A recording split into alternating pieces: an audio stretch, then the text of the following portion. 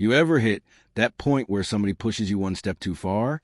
That's exactly what happened when my HOA decided they were going to shove me right over the edge. It all started with my little cabin, a quiet place hidden deep in the woods. Nothing fancy, nothing expensive, but it was mine. I had spent years building it from the ground up with my own two hands. Every beam, every nail, every crooked board carried a memory of sweat and sacrifice. That cabin wasn't just a building to me. It was my refuge, my peace, the one place where the noise of the world couldn't reach me. Then one afternoon, the HOA showed up.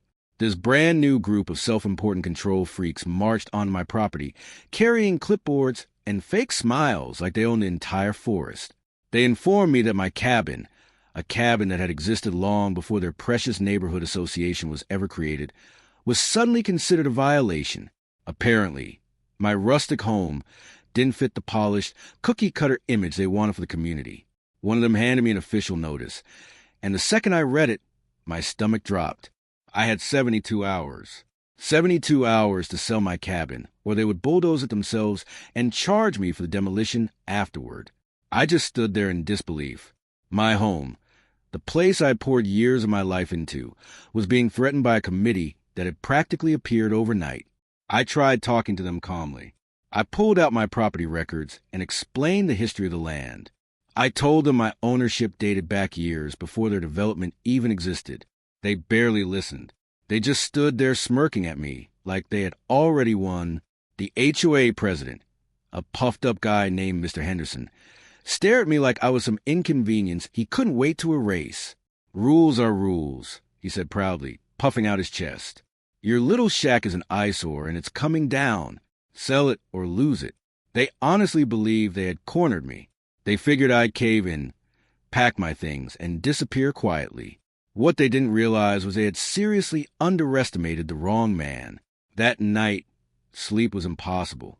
Anger burned inside me like a furnace. Sell my cabin? The same cabin where my children grew up? The same place where I planned to spend my retirement years? Not happening. If they wanted to fight, then I was done playing nice. I stayed up the entire night, digging through county records, zoning documents, land surveys, and property maps. Fueled by caffeine and pure rage, I searched for anything I could use against them. Hours later, I finally found it. One tiny detail everybody else had overlooked. A loophole so perfect, I nearly laughed out loud. Turns out the land underneath the HOA's brand new office building didn't actually belong to the HOA at all.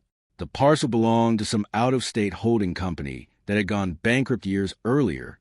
After unpaid taxes piled up, the county seized the property and scheduled it for a public auction. And that auction was less than 24 hours away. The moment I realized it, a beautiful plan started forming in my head. Mr. Henderson wanted to take my land? Fine, I'd take his first. The next morning, I drove 3 hours straight to the county courthouse. The auction itself was dull and lifeless, packed with developers and investors wearing cheap suits and bored expressions. Not a single person from the HOA bothered showing up. They were far too arrogant to imagine their precious office building wasn't legally secure. Finally, the parcel came up for bidding. It was tiny, barely a quarter acre, and looked completely worthless unless you knew exactly what sat on top of it. The bidding started low. My heart hammered against my ribs while I kept my expression completely calm. I placed my bids carefully, never showing emotion. A few people dropped out almost immediately. In the end, I won the property for an amount so ridiculously cheap it felt unreal. Just like that, I became the legal owner of the ground underneath the HOA office. With the deed sitting beside me, I drove home wearing the biggest grin I'd had in years. Their 72-hour deadline was almost over. I could already picture them preparing the bulldozers, convinced they were about to destroy my cabin. What they didn't know was I had a surprise waiting for them. I pulled up just as Mr. Henderson and the rest of his little board members were gathered outside my cabin looking smug and satisfied. Without saying a single word, I drove right past them and headed straight for their office. I drove straight to their office building. Using the key that now belonged to me as a legal owner of the property, I unlocked the front gate and pulled my old rusty pickup truck directly across the only entrance. Then, Just to make my point crystal clear, I wrapped a heavy chain around the gate, locked it shut, and mounted a brand new sign right out front. Private property, no trespassing.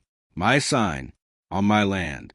After that, I casually walked back toward my cabin where the HOA board members were still waiting around looking confused and impatient. The second Mr. Henderson realized what I had done, he stormed toward me with his face turning an absolutely magnificent shade of red. "What the hell do you think you're doing?" he barked. "You can't block access to our office." I smiled at him, the calmest and sweetest smile I could manage. Then I slowly pulled the deed out of my jacket and held it up in front of him. "Your office?" I said innocently. "Oh, you mean the building sitting on my property?" I tapped the paperwork. "According to this official county deed, that land belongs to me now, which means technically all of you are trespassing."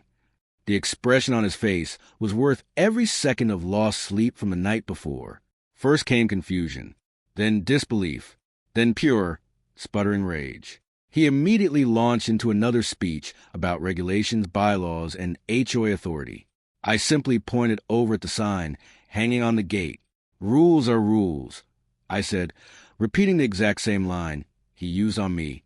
"And one of those rules is you probably shouldn't build your clubhouse on land you don't own." That's when reality finally hit them. Every single one of their cars was trapped behind the lock gate. Their meeting room, files, computers, and financial records were all sitting inside a building they suddenly had no legal right to enter. Watching them panic was one of the most satisfying experiences of my life. Naturally, they called the police. When the officer arrived, I calmly handed him the deed along with the county property survey. He took his time reviewing everything while Mr. Henderson practically vibrated with anger beside him. Finally, the officer handed the papers back to me and shrugged. "Sorry, folks," he said to the HOA board. "The property belongs to him. This is a civil matter. Now, technically," he explained, "they could walk around the truck if they wanted to, but they had absolutely no authority to move my vehicle, cut the chain, or enter the office building without permission."